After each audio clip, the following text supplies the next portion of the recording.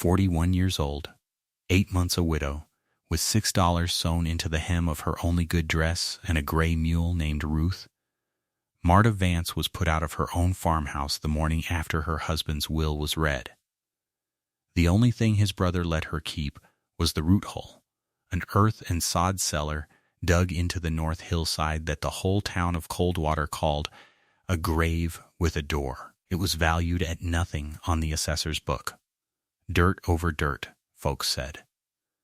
Yet before the worst blizzard in the territory's memory finished burying that county, every proud timber cabin in it would go cold and crack with frost, and the freezing men who had run her off would come crawling to the one door they had spat on, because of what her husband had sealed behind that cellar's back wall, and the letter he left telling her why she, of all people, had been chosen to keep it open. Before we begin, take a moment to subscribe and let us know down in the comments where you are watching from tonight. Now settle in, because this is a story about the warmest place in a frozen world and the woman everyone left out in the cold. It was the winter of 1887, Dakota Territory, and the wind had teeth. Enoch Vance had been dead since the spring thaw, taken by a fever that came on a Tuesday and finished its work by the following Sunday. He and Marta had worked that homestead for 16 years, 160 acres of hard ground north of Coldwater, and in all that time they had never once been able to have children of their own. It had been the great sorrow of her life, that empty cradle her husband had carved and never filled. But Enoch had been a quiet, patient man, and he had a way of saying that a house did not need children to have a family in it, only a door that opened. She had not understood him then. She would, before the snow was done. The will was read in the front room of the farmhouse by a lawyer who would not look her in the eye. Silas Vance, Enoch's younger brother, sat across from her with his hat on his knee and his boots planted wide, and when the lawyer finished, Silas smiled the way a man smiles when he has already counted the money. "The land comes to me," he said. "Blood before marriage. That's the law, and that's the end of it." Marta had folded her hands in her lap and made herself breathe slow. "Enoch and I built this place with our own 4 hands," she said. "There is no piece of it that isn't half mine. There's the whole." Silas jerked his chin toward the north window, toward the low green mound on the hillside where the root cellar sat like something half buried alive. "You can have the whole. Dirt over dirt. Nobody's going to fight you for a grave." The lawyer coughed into his fist. Nobody laughed, but nobody had to. The whole room had already decided. By noon, her trunk was on the ground outside the door she had scrubbed 1,000 times, and Silas stood in the doorway of her own kitchen with his arms crossed, watching her go. Ruth stamped in the cold and blew steam. Marta looped the mule's lead over her wrist, put her back to the house, and walked up the hill to the only thing left in the world that was hers. She meant to last a week. She meant to gather her strength, sell what she could to the trader come the next thaw, and be gone before anyone had to feel sorry for her. That was the whole of her plan. Last a week and go. In town, it was no better. The morning she came down to buy flour and lamp oil, the storekeeper set both hands flat on his counter and told her, gentle as a knife, that her credit had gone into the ground with her husband, and that a woman living up in a root cellar was not a woman a careful man extended credit to. She counted out coins from the hem of her dress. She had $6. When the flour and the oil and a twist of dried apple were weighed and paid, she had $4 and some copper, and a long walk home in a rising wind. She heard them talking as she left. She was not meant to, or perhaps she was. "Won't last the month," a woman said. "Living in a grave," It isn't decent.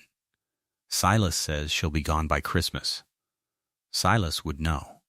Silas has plans for that north field. Marta did not turn around. She had learned that a straight back costs nothing and buys a little dignity, and dignity was about all she had left to spend. There was no one to go to.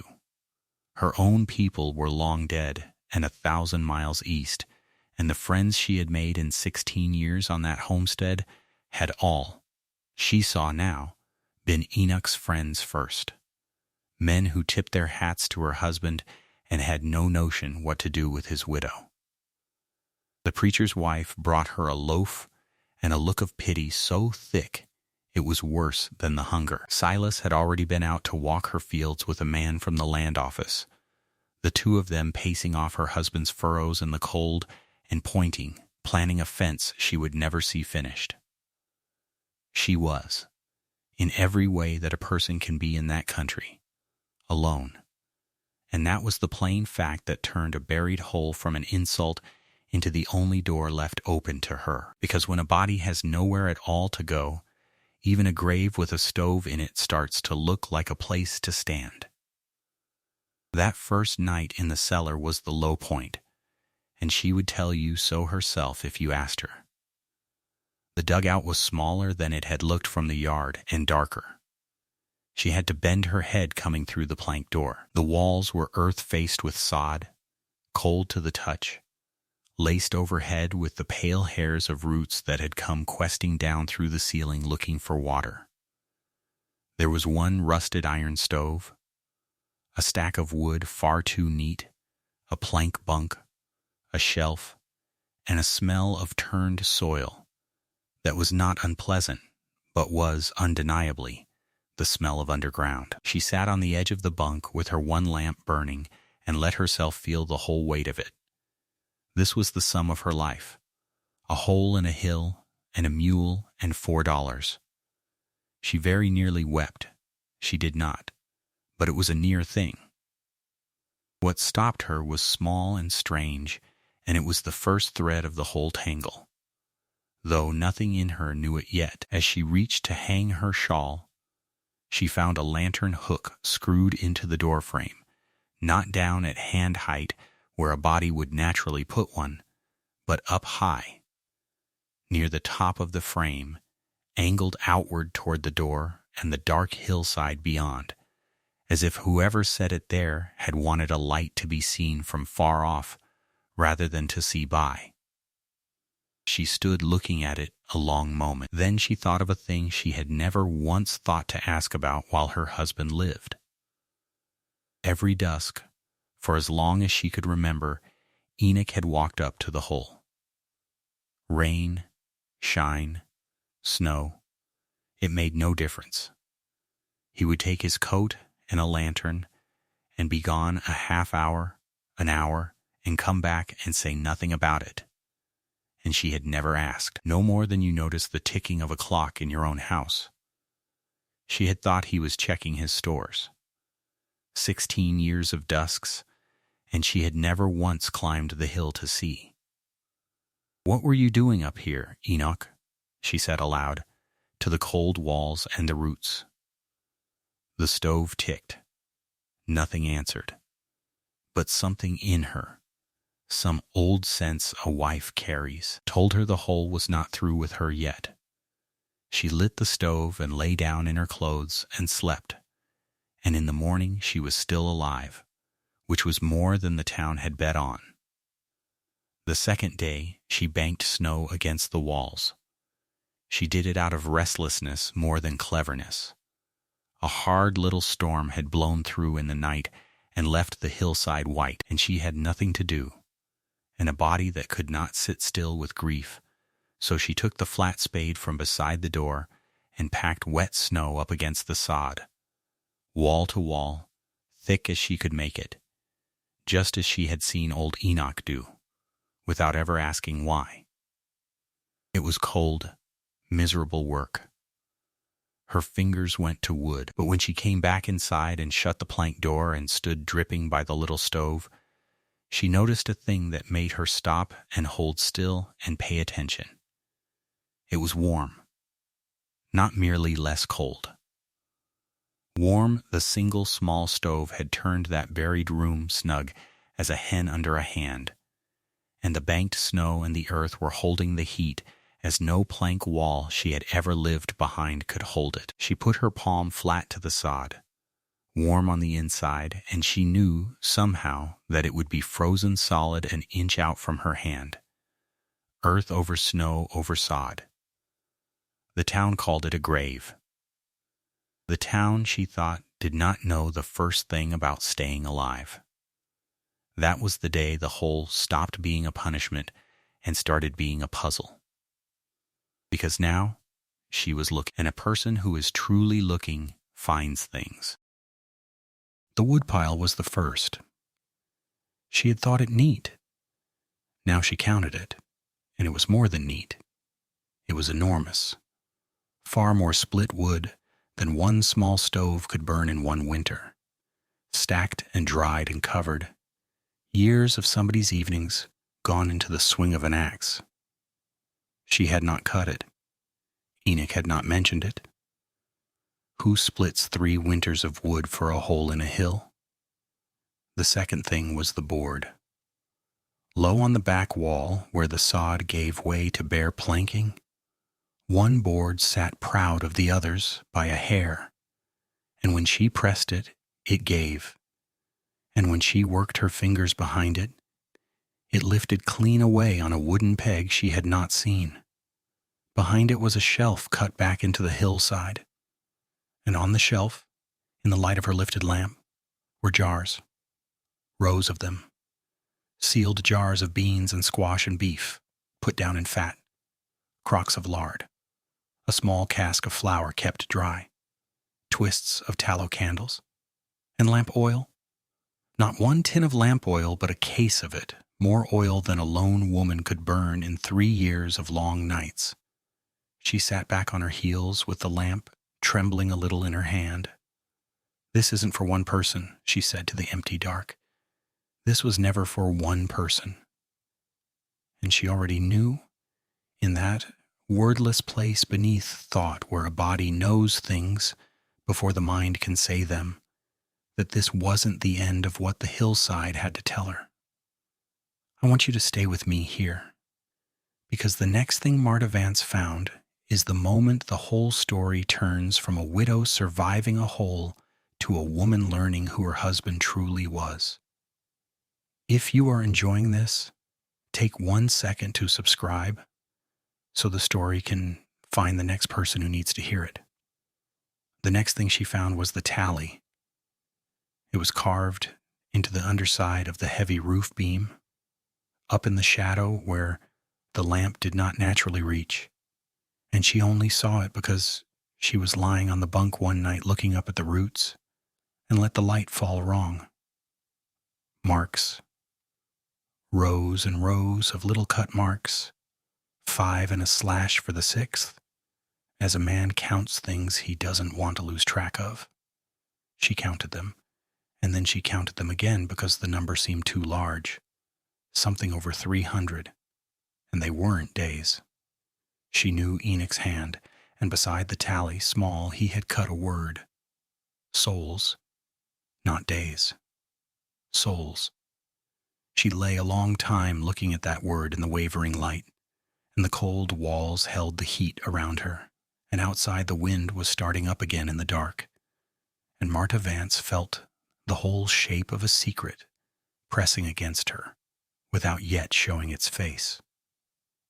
In the days after, she found the small things her husband had left as plain as speech to anyone who slowed down enough to read them. Hooks along the low back wall, screwed in at 3 different heights, as if for coats belonging to a tall man and a short woman and a child no bigger than her hip. A second bunk frame, folded flat and stowed under the first, its ropes new. A shelf of tin cups, not 1 or 2, but a stack of them. More cups than a lone man drinking his evening coffee would ever wash. A wooden box of clean rag bandaging, and a squat brown bottle of liniment.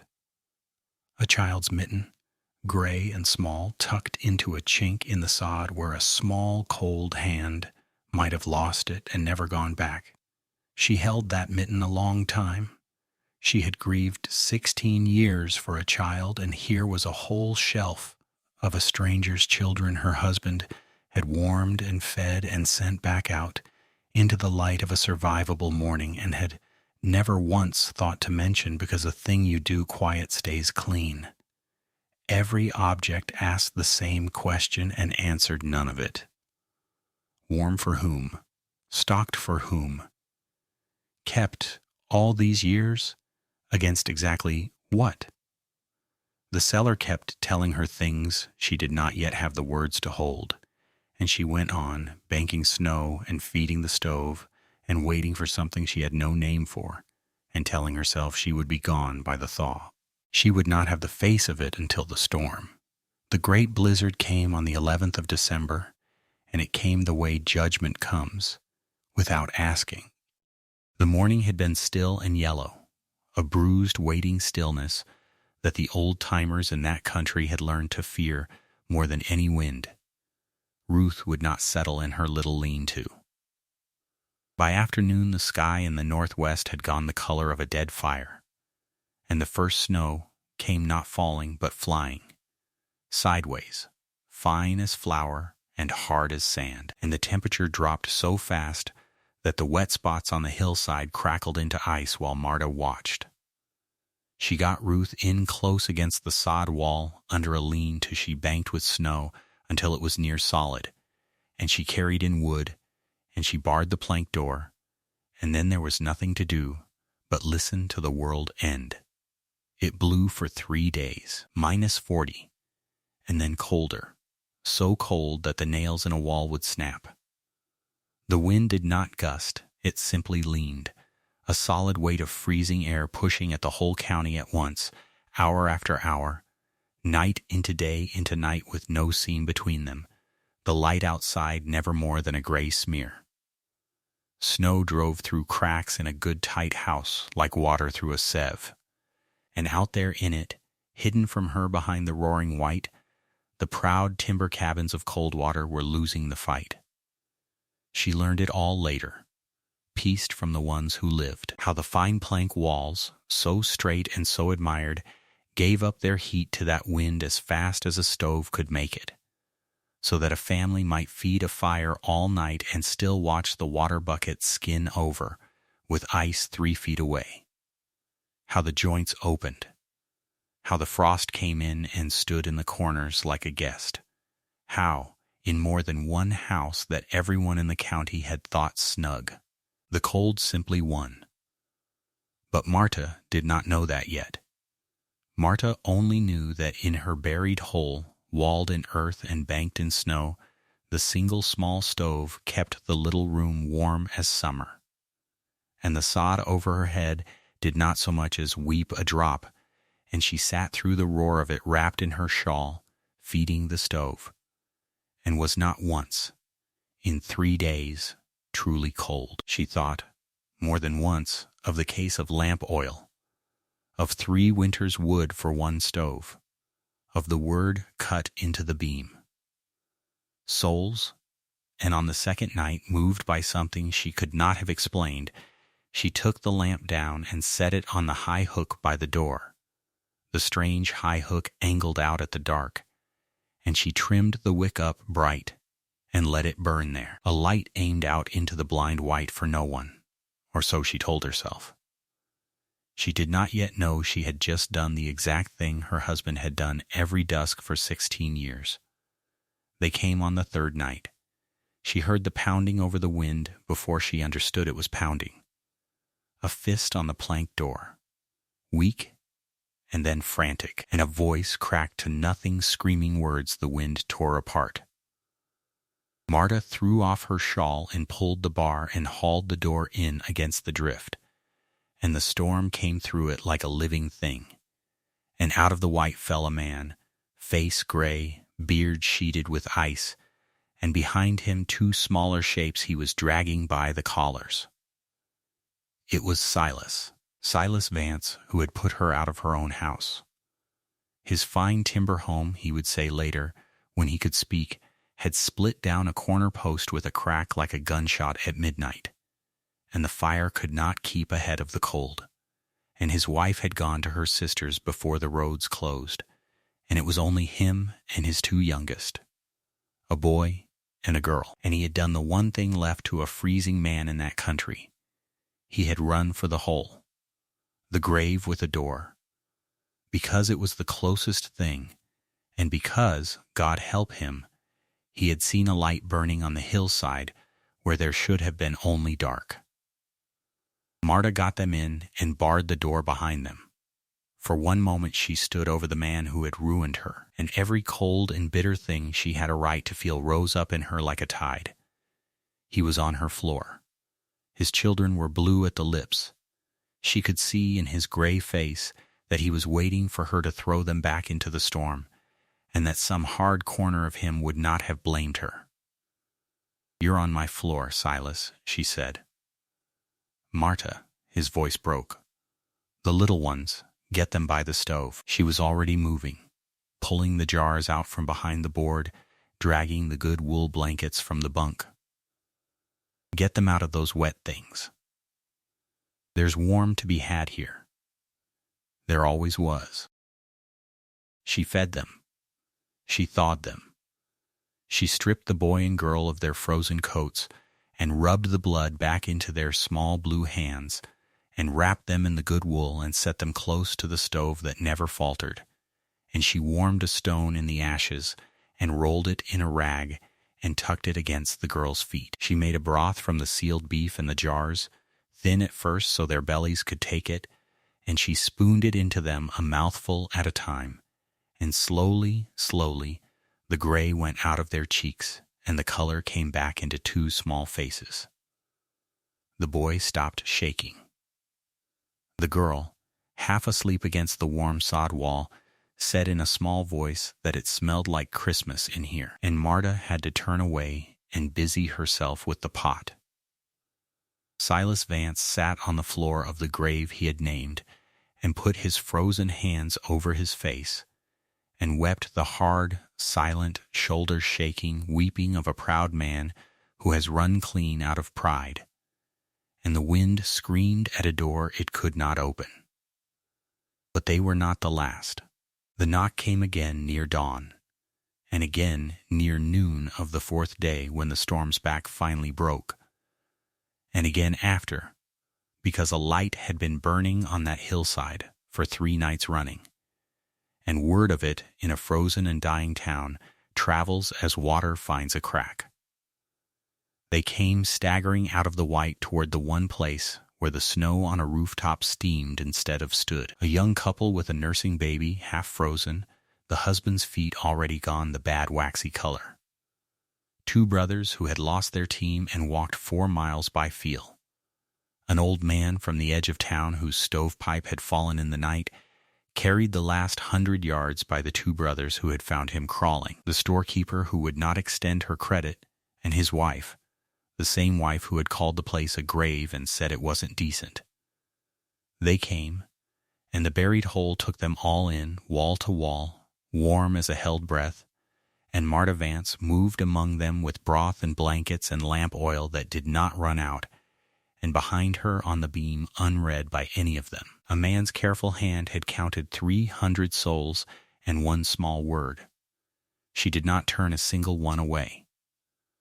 By the 5th day, the wind had died to nothing, and the sun came up on a world of blinding, murderous white, and the count in Coldwater began. And it was a hard count. But not one soul who reached the hillside was in it. Every person who had gotten to the widow's buried cellar had lived. Now stay with me, because this is the part where Marta finally learns why. Why the wood? Why the oil? Why the hook? Why her? And it is the part her husband wrote down for her before he ever knew he'd need to. If this story has warmed you tonight, please subscribe, so we can keep telling the ones the world forgot. It was the storekeeper's wife who found it, in the end, which Marta always thought was fitting. The woman had been shy of her since the thaw, unable to meet her eye, ashamed in the particular way of a person who has been shown a kindness by someone they wronged. On the 6th day, wanting to be useful, she was helping Marta put the emptied cellar back to rights, restacking the jars behind the board, and her hand found something Marta's never had. A second seam in the shelf, deeper back, a little compartment behind the compartment, sealed with wax against the damp. "Marta," she said softly, "there's more back here." Inside was a bundle, a stack of papers tied with string and wrapped around them an oilcloth to keep the wet out, and Marta took it to the light of the high lamp and untied the string with hands that would not quite hold steady, because she already knew, as surely as she had known about the jars, that this was the thing the whole hillside had been walking her toward since the first cold night. The papers were a list. Names, dates going back years and years, 3 winters, 5, 10, more, names in her husband's careful hand, some she half knew from the county, and most she did not, and beside each a line or two. A family caught out by an early freeze, sheltered 4 days. A drifter with the frostbite, kept a week, sent on with boots. A woman running from a man who used his fists, hidden a whole month while the man searched the county, and not a word of it ever spoken. Row after row after row. The tally on the beam, given faces. 300 souls, one at a time, over 16 quiet years, by a man who walked up a hill every dusk and never once said why. And beneath the list, folded separate, sealed, her name on the outside in his hand. Marta. She sat down on the bunk. The storekeeper's wife, without a word, gathered the others and drew them out into the cold to give her the room, and pulled the plank door shut, and Marta Vance was alone with her husband's voice for the first time since the spring. She opened it, and she read it, and this is what he had written. "Marta, if you are reading this by that stove, then the worst has come while I was gone, and I am sorry I am not there to bank the snow with you. I never told you about the hole because I never found the words, and because a thing you do quiet stays clean. My father sheltered folks in the old country. I never had a father's land to give, so I dug what I could, and I made it warm, and I kept it stocked, and every dusk I walked up to trim the lamp and set it in the window, because a light in a storm is the only law worth much out here. The town thinks it's a grave. Let them. A grave doesn't keep anybody alive. I could never give you children. And that grieved us both. I know it did. But I want you to understand something before you fold this letter up. Every soul on that list is a life that went on to have its own children, its own dusks, its own lamps, and its own windows, because a door opened for them. In 16 years, we made a bigger family than any house in this territory. You just couldn't see them, because they came in the dark and left before dawn, and that was the whole point. I left the land to Silas because Silas needs to own things, and needing to own things is a kind of cold I couldn't cure in him. But the hole was never his, and it was never really mine either. It belongs to whoever will keep the door unlatched. I am giving it to you, Marta, because in 16 years of watching you feed anyone who came up our road hungry, I never once saw you ask first whether they deserved it. You are the only person I ever trusted to keep the light burning without needing anyone to know you'd lit it. Keep it warm. Keep the door open. And when your time comes, find the one who won't ask first, and hand them the lamp. The door's not locked, Marta. It never was. She read it 3 times. Then she folded it along the worn creases his hands had made, and she sat a while in the warm dark, and outside she could hear the low voices of the people her husband had reached across his own death to save, waiting in the snow for the woman they had run off to tell them what came next. When she came out, the light was hard and white and clean, and Silas was standing apart from the others with his hat in his hands. His children were well. His house was a shell of frost, and he had spent 5 days on the floor of the grave he had given away as an insult, kept alive by his brother's stove and his brother's oil, and the mercy of a woman he had turned out into the cold. "The land's yours," he said. He could not look at her. "I'll sign it back, all of it." "I don't," his voice went. "I named this place a grave, Marta, and it's the only reason my babies are breathing." Marta Vance looked at him a long moment. Behind her, the door of the cellar stood open, breathing warmth out into the killing cold, and the high lamp burned in it steady and small. "Keep the land, Silas," she said at last. "Enoch meant it for you, and Enoch was a better judge of a man's needs than his manners." She saw him flinch, and she was not sorry, and she was not glad. "But you'll do a thing for me. You'll never again call this hillside a grave, not to my face and not behind my back at your store counter." She let that land. Then, softer, "And when the next storm comes, and it will come, you'll send the lost ones up the hill. Every one. You won't ask first whether they've earned it. That's the rent on your brother's kindness, and it comes due every winter for the rest of your life." He nodded. He could not speak. He put his hat on and gathered his children and walked down the hill into the white, a smaller man than the one who had put her out, and a warmer one, though it would take him years to know it. Marta did not sell the whole come the thaw. She had meant to last a week. Instead, she stayed, and she banked the snow every winter, and she split the wood in the long evenings as somebody had split it for her before she ever knew she'd need it, and she kept the case of lamp oil full, and she started a new list in a clean book, in her own hand this time, of every soul who came up out of the dark and was let in. She never once asked them first whether they deserved it. And every dusk, storm or clear, she climbed the little hill and trimmed the lamp bright and set it on the high hook angled out at the world, so that anyone lost and freezing anywhere in that hard country might look up and see one warm light burning where the town said there was only a grave, and know the door was open. The county remembered Enoch Vance after that. They put his name on the little church and told the story of the winter the widow's hole outlived every cabin in Coldwater, and slowly the shame of it turned into pride, as these things do. But Marta never told them the half of it.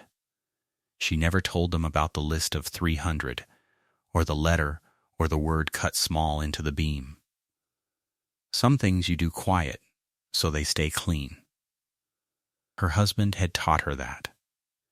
Here is the thing she came to understand, up there on the hill with the lamp in her hand. And the thing I want to leave with you tonight. The world is quick to tell you what is worthless. It will look at the plain thing, the buried thing, the thing with no fine front and no straight painted walls, and it will call it a grave and turn its back and go build itself something proud. And then the real cold comes, and the real cold always comes, to every life, sooner or later, and the proud things crack, and the fine things fail. And it turns out, the only shelter that ever held was the low warm one that somebody dug in secret and stocked with everything a stranger might need, and asked nothing in return, and left the door unlatched.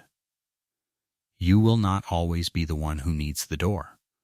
Someday, God willing, you'll be the one who can hold it open.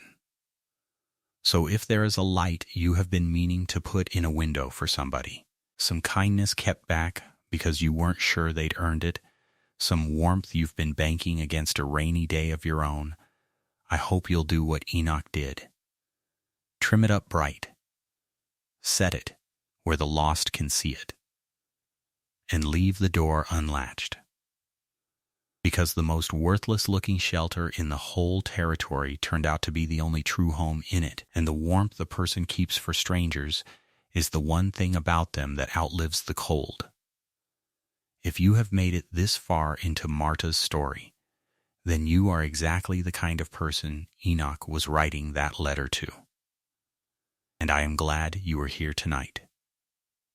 Tell me down in the comments, if you found yourself lost in a storm, would you rather have the proudest cabin in town or a buried hole with the door left open and a light in the window? Subscribe so the next story can find you. And whatever the winter brings, keep your door unlatched.